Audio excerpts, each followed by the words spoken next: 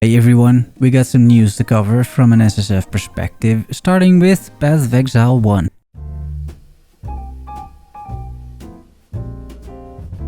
After the message from Jonathan that there wouldn't be a PoE 1 league anytime soon, which was received as well as you would expect, the devs do want to make it up to the PoE 1 community and teased a new event. It's unclear when that launches, my guess is in a few weeks. The event will run for a month, and the event answers the question, what would PoE 1 look like with a bunch of wacky ascendancies? An interesting premise for sure, playing the game with 19 fresh ascendancies. A few hours ago, the first 2 ascendancies were revealed, starting with the Harbinger. Here you have it, the Harbinger. It's a witch ascendancy, which can summon greater Harbingers, although it is not entirely clear what those do for you by just reading the descriptions. These skills do exist though in the game in several Harbinger items, but those are incredibly hard to get, especially in solo self-found. You need to run a bunch of beachheads, get very lucky, it's a bit of a mess. Now you can get these greater Harbingers by your side by simply ascending.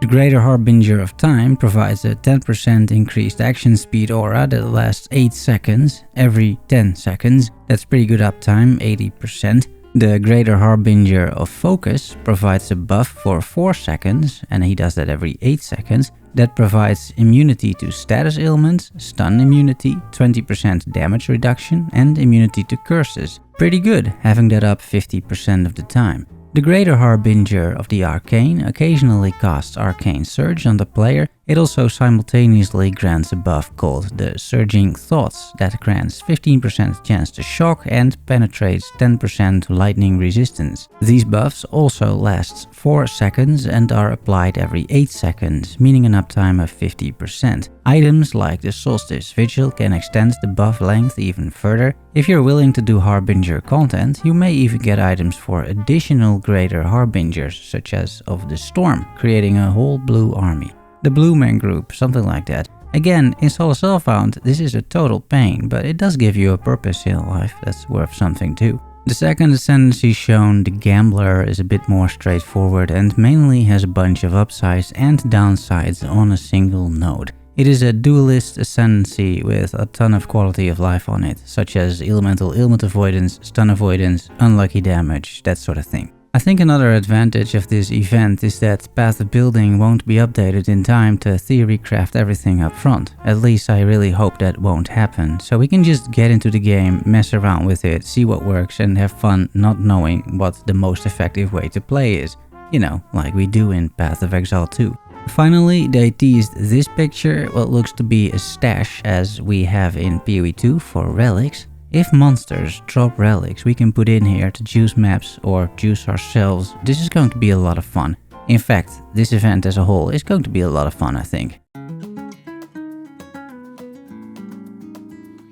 Then there is some PoE 2 news because patch 0.1.1c dropped with a number of interesting small changes. I'd like to highlight a few, especially when relevant to the SSF community. In line with earlier updates where you get multiple attempts for pinnacle content, you now get multiple portals for the Twisted Domain area, which requires a breach stone to enter. You get up to 5 respawn attempts for the Olroth Origin of the Fall boss fight when slotting in an expedition logbook and spawning him, and GGG added up to 5 respawn attempts for the Crux of Nothingness area from entering an item in the map device that never drops in solo self-found. I'm 420 hours in, I have not fought the King of the Mists yet. GGG added more checkpoints to several map areas and improved the placement of some checkpoints, including a few wonky ones that were placed outside the map. Overall, I expect this exercise to continue. I played the new patch for a few hours and mapping feels better and better thanks to all of these checkpoints. Path of Exile 2 added the /reset atlas chat command, which can only be used to reset your atlas. The devs also added minimap icons for strongboxes, which were indeed missing as I pointed out in an earlier strongbox guide. Minimap icons for league mechanics now remain visible regardless of how far away you travel from them, making it easier to return to them later. This works, but it's a little weird because completed league mechanics also remain visible, such as a completed ritual. I think only uncompleted league mechanics should show up on the minimap, and now it's everything that shows. Minions can now briefly squeeze through smaller gaps if they have failed to move for a short period. That's great news, especially if you follow my builds or are also a minion enjoyer. This patch added a bunch of controller functionality. I'm playing Path of Exile 2 also on the Steam Deck, but I haven't tested the new controller functions yet. Overall, the message is that controller support got improved significantly. I will leave a link to all the articles discussed in the description of the video. You can now change the name of your Path of Exile 2 characters or swap the names of 2 of your characters. You can access this through the My Account page for free, it seems.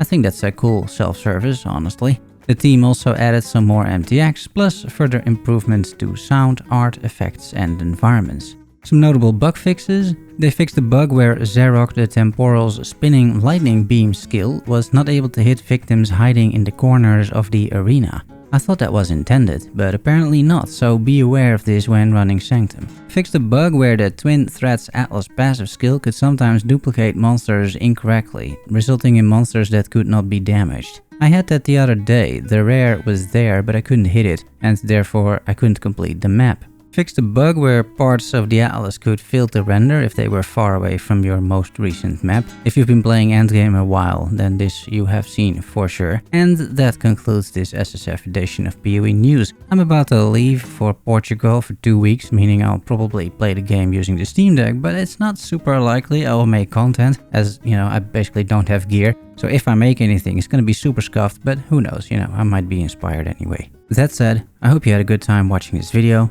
Let me know what you think. Also, let me know if you have any suggestions. Subscribe and like for more PoE SSF content. Thanks for watching and making it to the end. Love you all. See you soon. Bye bye.